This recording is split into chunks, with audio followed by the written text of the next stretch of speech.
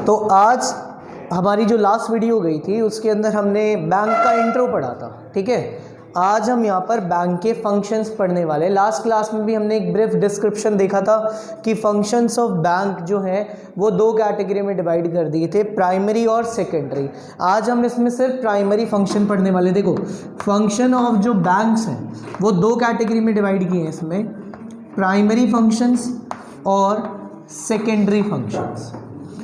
Secondary की बात करेंगे बाद में नेक्स्ट वीडियो के अंदर। आज हम प्राइमरी फंक्शंस पढ़ते हैं जो कि कितने तरीके के हैं, दो। सबसे पहला है एक्सेप्टिंग डिपॉजिट्स का। सबसे पहला प्राइमरी फंक्शन कौन सा है, एक्सेप्टिंग डिपॉजिट्स। और दूसरा है एडवांसिंग लोन्स। एडवांसिंग लोन्स का मतलब है यहाँ पर लोन देना। देखो, बैंक के दो फंक्शंस दो कैटेगरी में बांट रखे थे, प्राइमरी सेकेंडरी, यानी कि प्राथमिक और द्वितीयक। प्राइमरी को दो कैटेगरी में बांटा, एक्सेप्टिंग डिपॉजिट्स और एडवांसिंग लोन्स, यानी कि पैसा लोगों का जो है, जो जमाए हैं वो स्वीकार करने का और लोगों को उधार पर पैसा देने का। अभी हम पहले ये स्टार्ट करेंगे, उसके बाद ये वाला स्टार्ट करने वाले हैं, ठीक है। तो देखो यहाँ पर हेडिंग लिख देते हैं हम अपन एक्सेप्टिंग डिपॉजिट्स की, क्योंकि जो ये लोगों की जमाएं होती है ना, ये कमर्शियल बैंक यानी कि व्यापारिक बैंक में 3-4 खातों में जमा होती है। देखो, हम बात कर रहे हैं एक्सेप्टिंग डिपॉजिट्स की।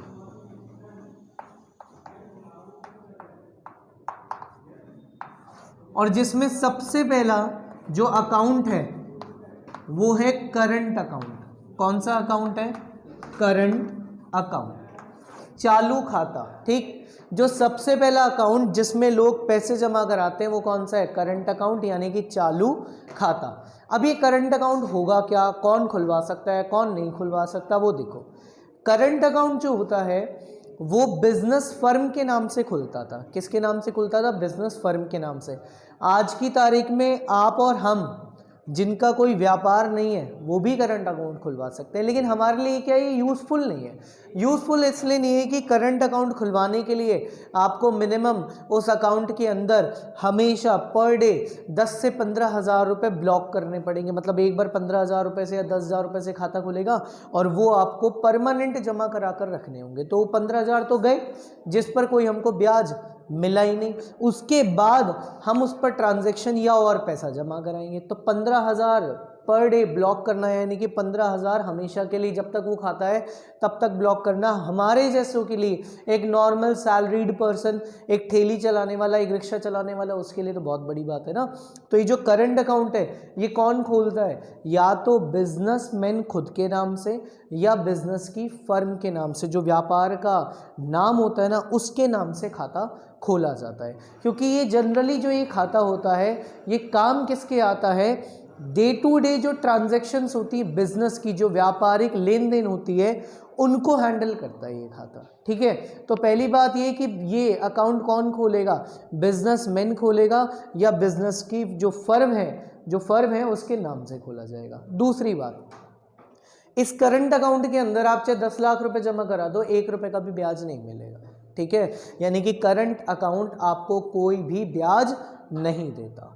इसके बाद ये जो करंट अकाउंट है इसमें चेकेबल फैसिलिटी होती है। अब ये चेकेबल फैसिलिटी का मतलब क्या होता है, देखो, चेकेबल फैसिलिटी का मतलब है कि करंट अकाउंट में चेक के थ्रू पैसा जमा कराया जा सकता है और चेक के थ्रू ही पैसा निकाला जा सकता है और चेक के थ्रू किसी और के नाम पर पेमेंट की जा सकती है, ठीक है। क्योंकि जब भी करंट अकाउंट खुलेगा, खुलते के साथ ही आपको हाथ के हाथ एक चेक बुक इशू की जाएगी।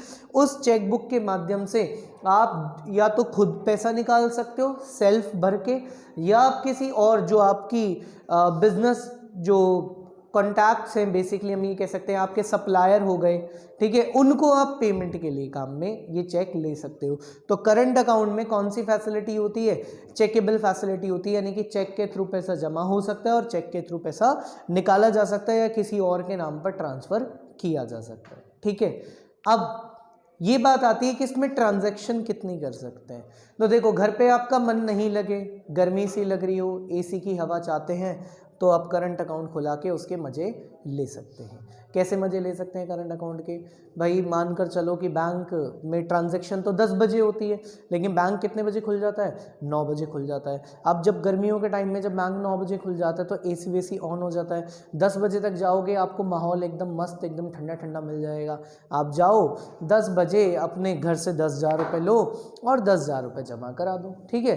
फिर अपने 10-15 मिनट मस्ती मार के बैंक में फिर आ जाओ, अपने नाश्ता वाश्ता करो, कचौरी वचौरी खाओ, अपने घर पे बैठो आराम से। फिर 11:30 बजे के आसपास पैसे निकाल लो। फिर आ जाओ आधे घंटे के अंदर अंदर, अपने खाना वाना खाओ, दोपहर में फिर एक बार चले जाओ बैंक में पैसे जमा कराने। फिर अपने मस्ती लो आराम से, घर पे सो और फिर उसके बाद फिर पैसे निकाल लेना। तो सुबह आपने पैसा जमा कराया, 4 चक्कर में शाम तक आपके पास पैसा वापस आ गया। बैंक आपको मना नहीं करेगा। आप 10,000 क्यों, आप 10 लाख लेकर घूमो ना, आप 10 करोड़ लेकर घूमो, किसने मना किया आपको? यानी कि करंट अकाउंट में जितना चाहो उतना पैसा जमा करा सकते हो और जितनी बार चाहो उतनी बार पैसा जमा करा सकते हो। तो इसका मतलब करंट अकाउंट में नंबर ऑफ ट्रांजैक्शन और अमाउंट ऑफ ट्रांजैक्शन पर, यानी कि जो आप लेन देन कर रहे हो उसके अमाउंट पर या उसकी ट्रांजैक्शन के नंबर पर, कि दिन में 4 बार कर सकते हो, कि 8 बार कर सकते हो, कि 20 बार कर सकते हो, कि 2000 बार ट्रांजैक्शन कर सकते हो। जितनी जचे और जितने रुपए की जचे उतने रुपए की लेन देन हम एक दिन में करंट अकाउंट में कर सकते हैं। अच्छा, क्या होता है, क्योंकि करंट अकाउंट होता है जनरली बिजनेस के नाम से। जितनी भी आप ट्रांजैक्शन कर रहे हो ना, जितनी ज़्यादा आपकी ट्रांजैक्शन होती जाएगी, एक एक ट्रांजैक्शन का आपके पास रिकॉर्ड होना चाहिए, क्योंकि ये एक नंबर का अकाउंट होता है करंट अकाउंट। जब आप अपनी फर्म की रिटर्न भरोगे ना, टैक्स की रिटर्न भरोगे, तो वहाँ एक एक ट्रांजैक्शन, क्योंकि देखो ये जो खाता है, ये जो अकाउंट है, ये किसके लिए खोला गया? व्यापार के लिए, बिजनेस के लिए। तो जितनी भी ट्रांजैक्शन हुई, हम ये मानेंगे या सरकार ये मानेगी कि ये ट्रांजैक्शन पैसा कमाने के ऑब्जेक्टिव से की गई थी, कि भाई जो पैसा आया वो किसी को माल बेचा था उसने पैसा दिया था, और जो आपने पैसा किसी को दिया माल की खरीद में आपने पैसा दिया था। अब कोई घाटे में तो काम करेगा नहीं, 10,000 का माल खरीद के 10,000 से ऊपर में बेचेगा ना, तो आपने पैसा कमाया, आपने कमाया तो सरकार को भी चाहिए ना आपकी कमाई में से हिस्सा। तो जितनी ज़्यादा ट्रांजैक्शन आप करोगे ना, तो सरकार ये मानेगी कि आप उतना ही ज़्यादा क्या कमा रहे हो? पैसा कमा रहे हो। तो आपसे उतना ही ज़्यादा फिर वो क्या वसूलेगी? टैक्स। और अगर टैक्स रिटर्न फाइल करते टाइम आपके पास इन करंट अकाउंट की ट्रांजैक्शंस का रिकॉर्ड नहीं हुआ, तो फिर पेनल्टी भरनी पड़ेगी। जो ट्रांजैक्शन का रिकॉर्ड नहीं है वो 2 नंबर की ट्रांजैक्शन मानी जाएगी, वो पैसा ब्लैक मनी कंसीडर किया जाएगा और उसके ऊपर पेनल्टी लगाई जाएगी।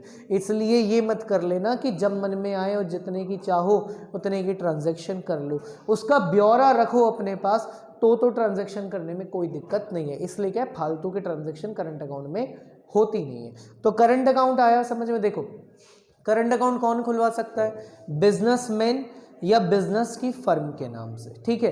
दूसरी बात, करंट अकाउंट में चेकेबल फैसिलिटी होती है, यानी कि चेक के थ्रू पैसा जमा करा सकते हो और चेक के थ्रू पैसा निकाल सकते हो। इसके बाद इसमें कोई ब्याज नहीं मिलता है, ठीक है। चौथी बात कि करंट अकाउंट में जितनी चाहो उतनी ज़्यादा आप ट्रांजैक्शन कर सकते हो और जितनी बार चाहो उतनी बार आप ट्रांजैक्शन कर सकते हो। आइए बात समझ में। तो सबसे पहला करंट अकाउंट ख़त्म हुआ जहां लोगों की हम जमाएं क्या कर लेते हैं? स्वीकार करते हैं। जो लोगों के डिपॉजिट्स है वो एक्सेप्ट करते हैं। सबसे पहला कौन सा था? करंट अकाउंट था। अब इसके बाद हम चलते हैं आगे।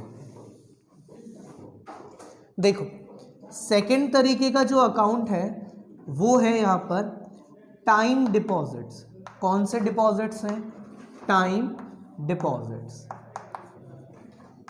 मतलब जिनको आप आसान भाषा में अगर हम कहें तो फिक्स्ड डिपॉजिट्स, ठीक है। कौन से डिपॉजिट्स हैं? Fixed deposits. एफडी तो आप सब जानते हो। देखो, ये टाइम डिपॉजिट यानी कि फिक्स्ड डिपॉजिट्स का मतलब क्या होता है? ये ऐसे अकाउंट होते हैं जो कोई भी खुलवा सकता है, ठीक है। चाहे वो बिजनेस करता हो नहीं करता हो, कहीं काम भी ना करता हो, रिक्शा चलाता हो, कुछ भी करता हो, सब्जी बेचता हो, कुछ भी करता हो, ठीक है, यानी कि अंबानी की कहें तो अंबानी भी अकाउंट खुलवा सकता है और एक रिक्शे वाला भी अकाउंट खुलवा सकता है। तो एफडी जो है वो कोई भी खुलवा सकता है, बस एक कंडीशन होनी चाहिए, पैसे होने चाहिए आपके पास, ठीक है। अच्छा जी, अब इसके बाद एफडी के अंदर गिनती की 2 ट्रांजैक्शन होंगी। कितनी ट्रांजैक्शंस होंगी? 2। एक बार पैसा जमा कराने की और एक बार पैसा निकालने की। हाँ, अगर आप सोचो कि मैंने 5 लाख रुपए की एफडी करा दी और मेरे को ना 2 साल बाद 2 लाख रुपयों की ज़रूरत है, तो मैं बैंक से 2 लाख रुपए ले आऊँ और मैं 3 लाख रुपए बैंक के पास ही छोड़ दूँ, तो ऐसा नहीं होगा, ठीक है, क्योंकि कॉन्ट्रैक्ट हुआ है 5 लाख का। 5 लाख आपने जमा करा दिए, वो जितने भी टाइम के लिए आपने जमा कराए होंगे, 4 साल के लिए, 8 साल के लिए, 20 साल के लिए, वो आपके ऊपर डिपेंड करता है, वो उतने साल के बाद ही मिलेंगे। यानी कि ट्रांजैक्शन कितनी होगी एफडी के अंदर? 2। एक बार पैसा डिपॉजिट करने की, जमा कराने की, और एक बार पैसा विड्रॉ करने की, यानी कि पैसा निकालने की। आई बात समझ में? अब जब ट्रांजैक्शन ही 2 होनी है तो इसका मतलब यहाँ पर चेक वाली फैसिलिटी यानी कि चेकेबल फैसिलिटी तो यहाँ पर होगी ही नहीं, क्योंकि देखो करंट अकाउंट में हमने चेकेबल फैसिलिटी पढ़ा था कि हम बहुत सारी ट्रांजैक्शन कर सकते हैं, किसी के नाम पर पेमेंट कर सकते हैं, किसी से हम पेमेंट ले सकते हैं, तो ये वो टाइप तो है ही नहीं ना, क्योंकि यहाँ ट्रांजैक्शन ही कितनी हो रही है? 2 हो रही है, एक बार पैसा जमा कराने की और एक बार पैसा निकालने की। तो चेक की फैसिलिटी यहाँ पर नहीं होगी, ट्रांजैक्शन ही कितनी होंगी? 2 होंगी। क्लियर है वाली बात? अच्छा, एफडी में ब्याज मिलता है सबसे ज़्यादा, ये भी ध्यान रखना। जितने भी तरीके की अकाउंट होते हैं जिनमें हम हमारे पैसा जमा कराते हैं, हमारी जमाएं उसमें डिपॉजिट करवा देते हैं, सबसे ज़्यादा अगर ब्याज मिलता है तो किस पर मिलता है? एफडी पर। वो क्यों मिलता है? देखो सीधा सा लॉजिक है कि करंट अकाउंट में आपने जब पैसा जमा कराया तो आपने अभी जमा कराया और क्या पता 5 मिनट बाद ही आपने किसी के नाम का चेक बना दिया हो या दूसरी तरफ से आप निकाल कर गए हो, ठीक है। तो बैंक को हमेशा आपके नाम का पैसा जो आपने जमा कराया वो तैयार रखना पड़ता है, तो बैंक आपके पैसे को यूज़ में ले ही नहीं सकती। तो जब बैंक को आपके पैसे का फ़ायदा नहीं हो रहा तो बैंक ब्याज क्यों देगी आपको? लेकिन जो एफडी होता है, एफडी मान लो मैंने बैंक में 5 लाख रुपए की एफडी 5 साल के लिए करवा दी, तो मैं यानी कि मैं बैंक को बोल कर आया हूँ, कॉन्ट्रैक्ट करके आया हूँ कि ये 5 लाख मेरे आप रखो और ये आप कितने साल तक यूज़ करना? 5 साल तक। मैं आपसे 5 साल से पहले पैसा मांगने नहीं आऊँगा। मैं कब आऊँगा? 5 साल के बाद। तो अब बैंक मेरी तरफ से टेंशन फ्री है, क्योंकि अब बैंक 5 साल तक मेरे पैसे का इस्तेमाल कर सकती है, तो इसलिए बैंक मुझे ब्याज क्या देगी यहाँ पर? सबसे ज़्यादा। अच्छा, मानकर चलो कि अगर मुझे पैसों की ज़रूरत 5 साल से पहले ही पड़ गई, तो बैंक भगा देगी मेरे को कि पैसे ऐसे नहीं दे रहे हम, आपने तो वादा कितने का किया था? 5 साल का। कितने का किया था? 5 साल का, ठीक है। तो बैंक क्या कहती है? बैंक ये कहती है कि आप पैसे ले लो आपके, लेकिन आप हमसे किया हुआ वादा क्या कर रहे हो? तोड़ रहे हो। तो जब आप हमसे किया हुआ वादा तोड़ रहे हो तो साहब जो हमने आपको वादा किया था ना ब्याज देने का कि हम 7% सालाना दर से यानी कि 7% पर एनम से आपको ब्याज देंगे, अब हम नहीं दे रहे 7% से, अब हम देंगे 4% से ही। तो आपको ब्याज का नुकसान हो गया नहीं हो गया? अगर आप पैसा पूरा जमा करा कर रखते और मैच्योरिटी पर निकालते, मतलब जब समय अवधि खत्म होती 5 साल की तभी आप पैसा निकालते, तो बैंक हो सकता है आपको जैसे 8% का तय था तो बैंक आपको 8% के हिसाब से ब्याज कैलकुलेट करके दे देती। लेकिन अब आप पैसा कब निकालने आ गए हो? 3 साल बाद ही, 2 साल बाद ही। तो बैंक से आप किया हुआ वादा क्या कर रहे हो? तोड़ रहे हो ना। तो बैंक ने जो आपको वादा किया था 8% का, बैंक वो भी तोड़ देगी। बैंक कह रही है अब पैसा मिलेगा 4% के हिसाब से, ठीक है। और आपने वादा तोड़ा, इसके नाम की पेनल्टी और लगेगी आपके ऊपर। तो जो आपका ब्याज बनना चाहिए था आपके हिसाब से 8% के हिसाब से, वो नहीं बनेगा, क्योंकि आप पैसा कब निकाल रहे हो? पहले निकाल रहे हो। आई बात समझ में? इसलिए लोग भी होशियार हैं। लोग भी क्या करते हैं, जैसे 3 साल बाद पैसा चाहिए, 2 लाख रुपए चाहिए, अब या तो 2 लाख के चक्कर में एफडी तुड़वा लो तो नुकसान उठाओगे, तो लोग क्या करते हैं अपनी एफडी पर लोन ले लेते हैं, क्योंकि बैंक को लोगों ने कितने रुपए जमा करा रखे हैं? 5 लाख रुपए। तो अपनी ही एफडी पर उसी 5 लाख पर 2 लाख का क्या ले लेंगे? लोन ले लेंगे। उसका फ़ायदा सुनना, देखो, एक तो एफडी नहीं टूटी, अब एफडी नहीं टूटी तो जो 8% से तय था आपको ब्याज एंड तक भी कितने से मिलेगा, 8% से। ये पहला फायदा। और दूसरा फायदा ये कि आप जब 2 लाख रुपए अब ले रहे हो तो अब एफडी खत्म होने में टाइम कितना है, 2 साल ही तो है। अगर आपके पास इन 2 साल से पहले पैसा आ जाए तो आप बैंक में पैसा जमा करा देना, आपका ब्याज लगना क्या हो जाएगा, बंद हो जाएगा। और नहीं आ पाए आपके पास पैसे 2 लाख रुपए, तो जब आपको आपकी 5 लाख की एफडी वापस मिलेगी 8% के हिसाब से, तो उसमें से आपका जो पैसा आपकी तरफ बन रहा है वो काट के बैंक आपको दे देगा। तो इससे क्या हुआ फायदा आपका कि आपकी एफडी टूटी नहीं, ना तो ब्याज में जो कटौती होती वो बच गई और जो पेनल्टी लगने वाली थी वो बच गई। आ गई ये वाली बात समझ में। तो ये फिक्स डिपॉजिट्स, ठीक है। ऐसे ही ना टाइम डिपॉजिट्स के केस में देखो एफडी होती है, एफडी में सिर्फ 2 ही ट्रांजैक्शन होगी, एक बार पैसा जमा कराने की, एक बार पैसा निकालने की। या तो आप वो टाइम खत्म होने पर निकालो या टाइम से पहले निकाल लो। एक होता है आरडी, क्या होता है, आरडी होते हैं रिकरिंग डिपॉजिट्स। वो क्या होते हैं, मंथली जो हम पैसा, यानी कि उसमें क्या होता है, देखो एफडी में इकट्ठा पैसा गया और इकट्ठा पैसा आया। आरडी में क्या होता है, किस्तों में पैसा जाता है और आता कैसे है, इकट्ठा आता है। जैसे आप महीने की महीने पैसा जमा कराओ, हर हफ्ते में पैसा जमा कराओ, या पर डे का पैसा जमा करा दो कि दिन के 100 रुपये ले जाए करो, आरडी में जमा कराते रहो, दिन के 100 रुपये पता भी नहीं चलेगा और धीरे धीरे करके पैसा भी बहुत सारा इकट्ठा हो जाएगा। या 15-15 दिन में जमा करा लो। अच्छा, एफडी मतलब आरडी अगर छोटे टाइम पीरियड की है तो आपको दिन के हिसाब से या हफ्तों के हिसाब से जमा कराना पड़ेगा।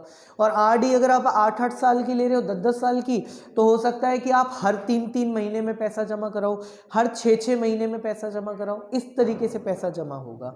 आरडी ध्यान रखना मिनिमम होती है 6 महीने की। अगर आप एक आरडी लेना चाहते हो तो कम से कम वो आपको आरडी कितने महीने की लेनी पड़ेगी, 6 महीनों की। 6 महीने से छोटी आरडी नहीं होगी।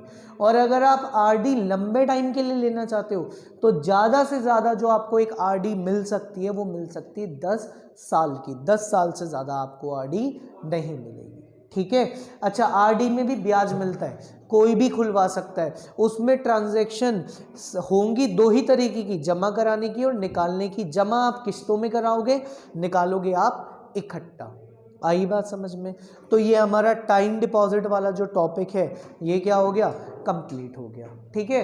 अब इसके बाद जो तीसरे तरीके के अकाउंट हैं जिसमें हम पैसा जमा करा सकते हैं, जो तीसरे तरीके के अकाउंट है वो है सेविंग। कौन सा अकाउंट है, सेविंग अकाउंट।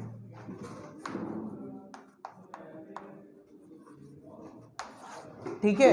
अब सेविंग अकाउंट का मतलब नाम से समझ में आ रहा है, बचत खाता। कौन सा खाता, बचत खाता।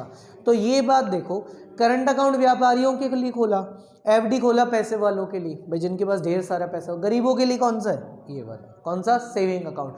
अब गरीब इन द सेंस कि जहां पर हम इकट्ठा पैसा जमा नहीं करा सकते, जहाँ हम थोड़ा थोड़ा ही पैसा जमा करा सकते हैं, और वो थोड़ा पैसा भी हम लंबे टाइम तक जमा नहीं करा सकते। हो सकता है कि आज जमा कराया और 20 दिन बाद ही निकालना पड़ जाए, या हो सकता है आज जमा कराया और 3 महीने तक जरूरत ना पड़े। तो श्योरिटी नहीं है कि हम कब तक के लिए पैसा जमा कराएंगे।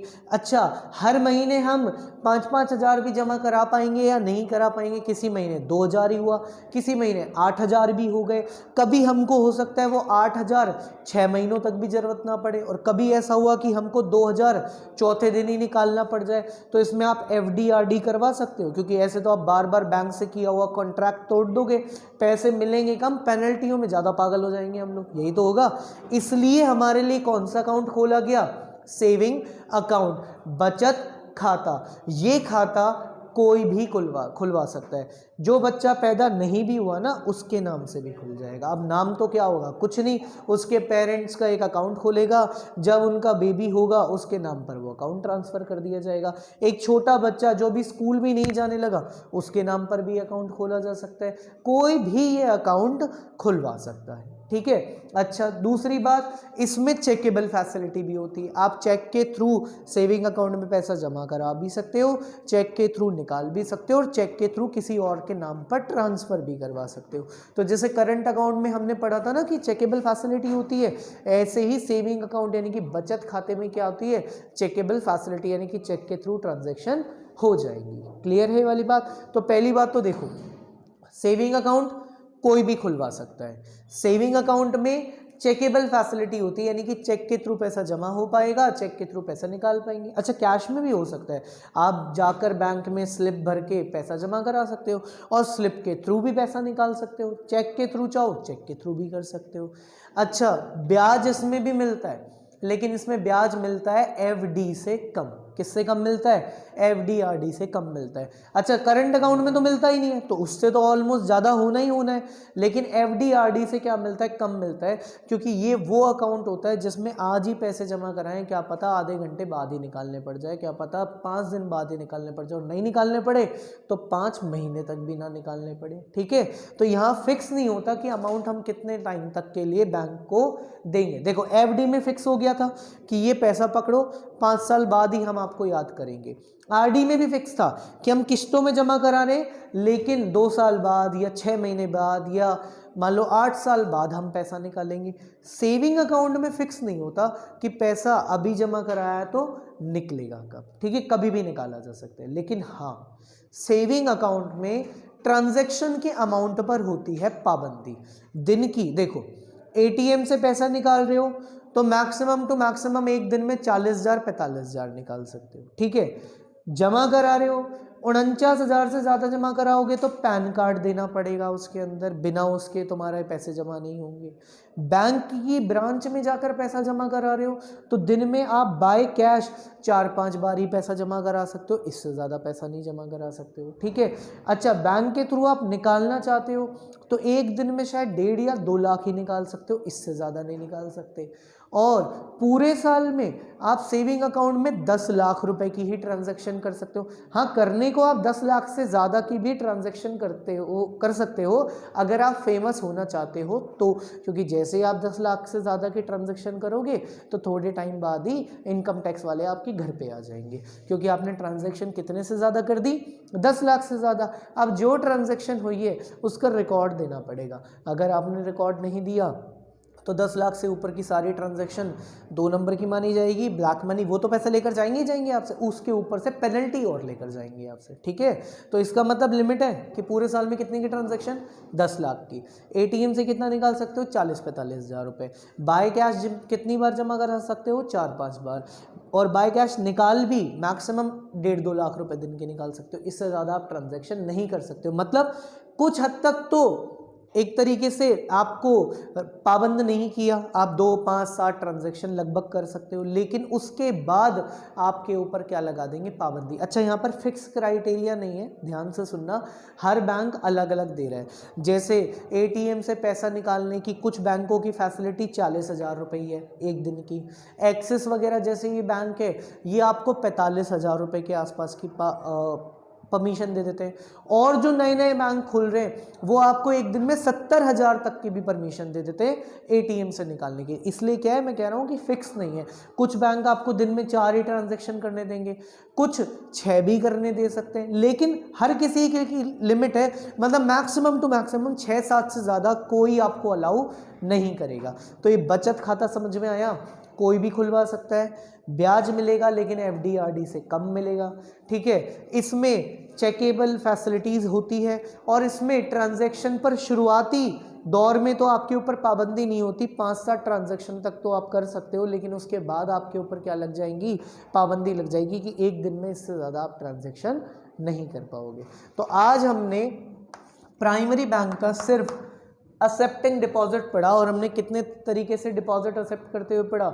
एक करंट अकाउंट यानी कि चालू खाते में पैसे जमा होते हैं, एक एफडी, एक आरडी और एक सेविंग अकाउंट यानी कि बचत खाता।